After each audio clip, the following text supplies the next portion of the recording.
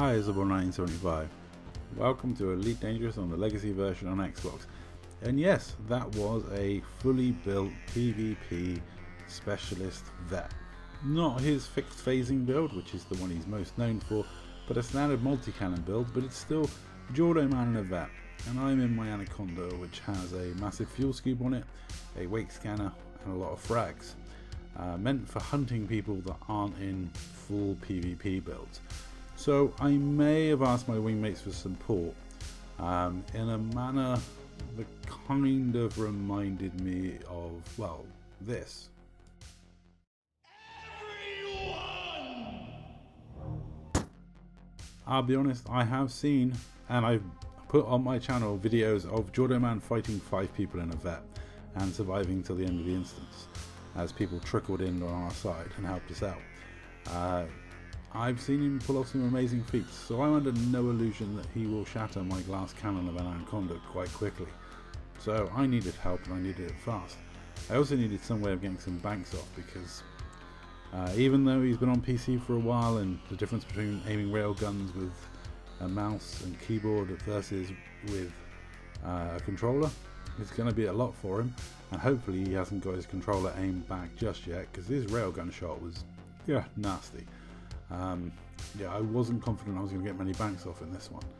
So yeah, I was surprised to see Jordoman on Xbox, happy to see Jordoman on Xbox, but also happy to call in a wing of 3 to jump in 3v1, because it's Jordoman, and like 1v1 he's going to destroy me every single time.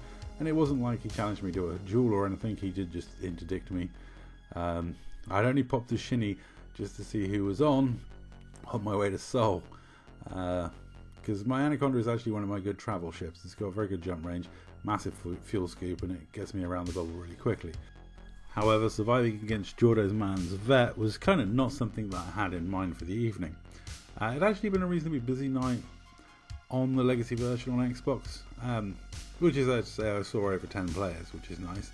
And I got involved in some piracy, did some stuff, and on my way, back across the bubble to get to Seoul, I ran into Jordoman and had this fight, which I thought was quite fun.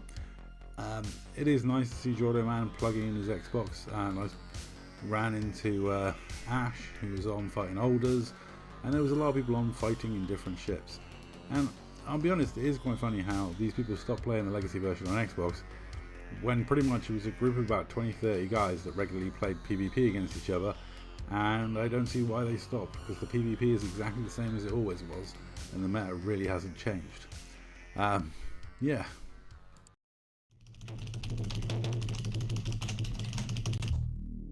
Yes, I am winging it around, FA off, trying to get some banks off, and quite happy that my wingmates have all dropped in now and are absolutely battering Jordo. So pretty much I can just kite it around, get some banks off, and then get back in there and do some frag damage. Because I gotta say, even though it isn't the best 1v1, it does a lot of damage, this Fragconda. It hasn't got the most armor underneath, so I'm glad he wasn't in his phasing Vette, and I'm glad my shields didn't go down, because if my shields go down this, I'm normally dead. That's one of the problems of this ship. It's very much a glass cannon, but it's a real fun glass cannon. It does a ton of damage before it gets taken out. It has won many 1v1s, but mine's like a travel one with a fuel scoop, etc. It's not a dedicated PvP ship. It's more for hunting people in a pack rather than 1v1 fights. But a proper tough builds, probably Owl's build's probably better than mine, but his is full bore PvP. Anyway, thank you very much to everyone involved. Thank you to my wingmates for saving me from that violent, malicious Jordoman, and GG to Jordoman who joined party. I'm in a chat. And yeah, that's all for this video. Thank you very much for watching.